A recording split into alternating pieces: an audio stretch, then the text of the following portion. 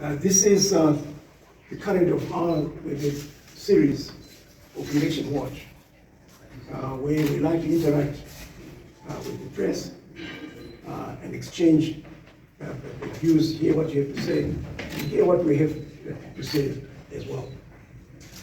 Today, I shall spend a little bit of time talking about the document that we've submitted to ZEC on election manipulation. And then I shall talk about the delimitation voters law, because we're in the throes of the redrawing of constituency boundaries, which is a constitutional requirement every 12 years. And in it is the whole question of the voters roll inspection. But I has already talked about the need for voter registration, but I'll make a brief reference to that as well. And then delve a little bit into territory that is not mine, which is the political environment, to the extent that it affects elections. You've already been sensitized on the need for reforms, electoral reforms. We will not rest until that has sunk into those that are supposed to do something about it.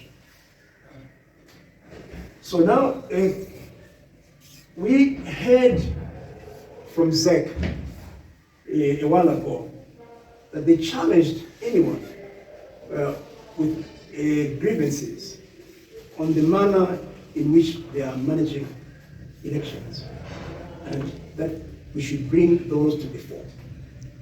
I can now advise you that we submitted a dossier to ZEC, and through our information or communications, it will be made available now that ZEC has had sight of it. I can also advise you that we've had a response from ZEC to that dossier, because we asked for an engagement with them. And the response was they would only engage with us under the auspices of the multi-party liaison committee. There was no objection to attending multi-party liaison committees. We do.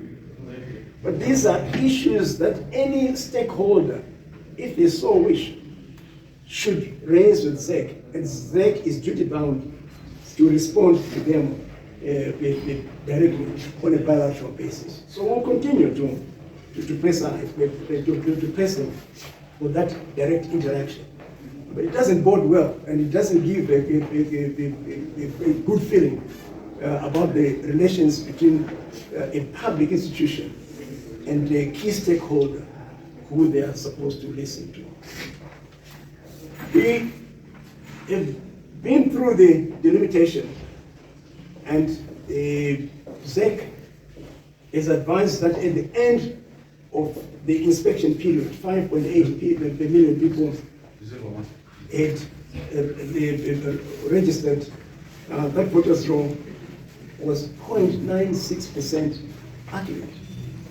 Now, anyone who is familiar with numbers should be very, very worried, because 1% of 5.8 million error is a huge figure. It will make it or break a political party, whichever it may be. So far from being proud in making that announcement, we call on ZEC to look at that voters roll much more closely, identify those errors, because there are a large number of people we keep hearing who turned up for voter inspection and their name just wasn't on, and yet they voted in 2018. So clearly something is not right. And if 50% on ZEC's figures of the registered voters turned out to inspect their names, that means there's another 50% who did not, and who are therefore exposed to this level of error. I want to continue calling it an error, and that it is not deliberate. I hope it's not deliberate. We call on ZEC to address this particular anomaly as soon as possible, certainly before the next election. Because if they don't, those are the seeds for election petitions, etc., by whoever feels aggrieved, including ourselves. Then they said that they'd registered between January and June this year a total of 226,000 people.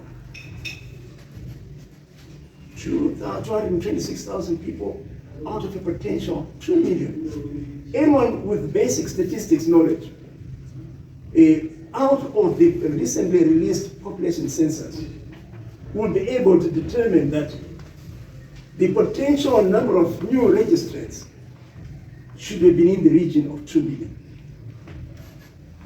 Even on their own recognition, ZEC had hoped to register 1 million people. The Ministry of Home Affairs had hoped to issue 2 million IDs.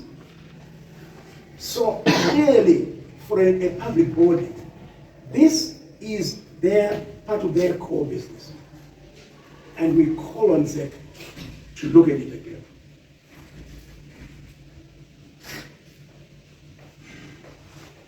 Part of the challenge that they've caused upon themselves is that we told them already that the ID program and the border registration program must go in tandem, almost a one-stop shop.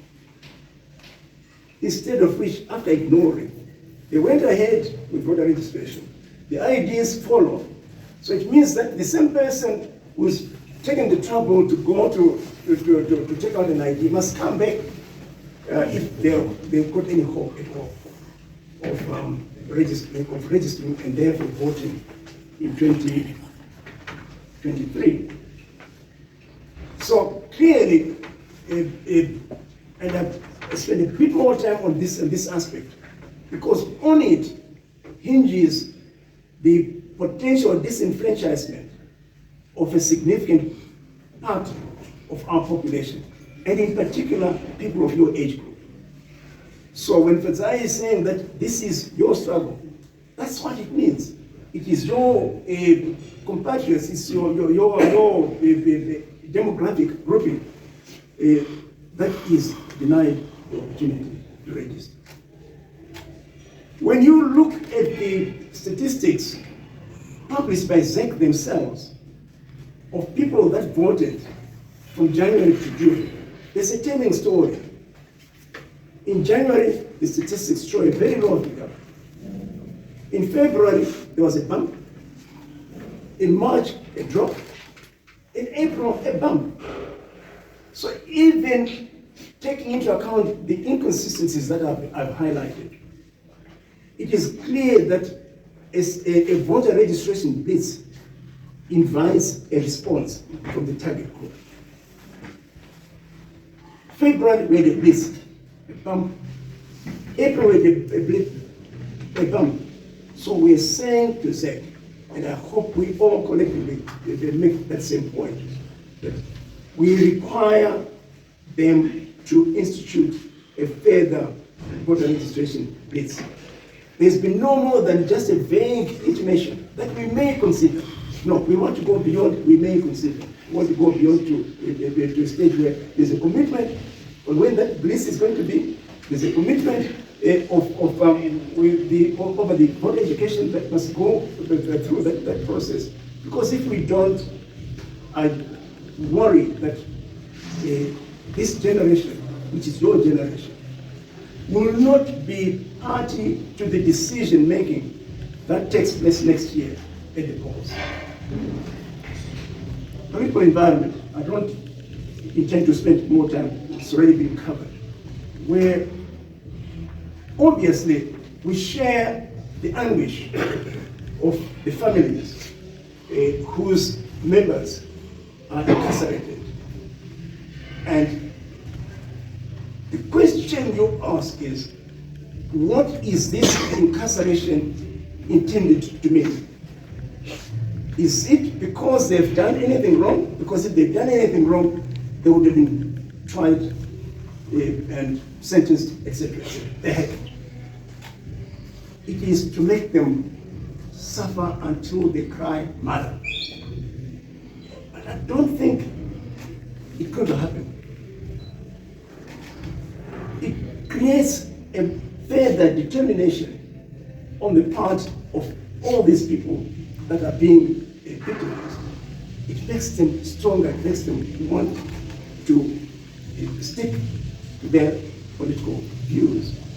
So the message therefore we're putting across is, please, just do the right thing and give each person the right to express themselves. Electoral reforms have already been covered, but I think for what it's worth, it's important that we continue to emphasize what they are, the 7 key demands which Tanzania has already mentioned. The right to vote. That includes people in the diaspora make no apologies. You cannot insist on taxing them because they're paying tax, but without representation. The diaspora remittances are the second largest source of foreign currency for our country. We poo-poo them. A credible voters' law, we've already discussed. Real-time, credible results management, we're going to be coming back to that issue in future submission, but it's important. There is no integrity in the production of voting materials. And we want to be, as the stakeholders, we want to be part of that process. We want to be consulted. We want a transparent system, and it is not there. He's talked about freedoms, so she's talked about freedoms, she's talked about security of the vote and security of the voter. In conclusion, in our next chat, we're going to focus on the ID program, because we've heard some very worrying things in the manner that this is being implemented. Not just in urban areas, but also in rural areas. And it's a worry, and we're going to have proof on what is happening. Let me thank you very much for joining us this afternoon.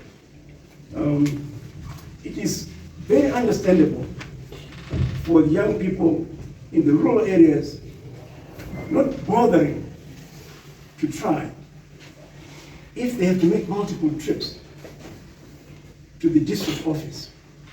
First, to get a photograph taken, and then secondly, hopefully to correct the ID. This is happening. Thank you so much. Now, before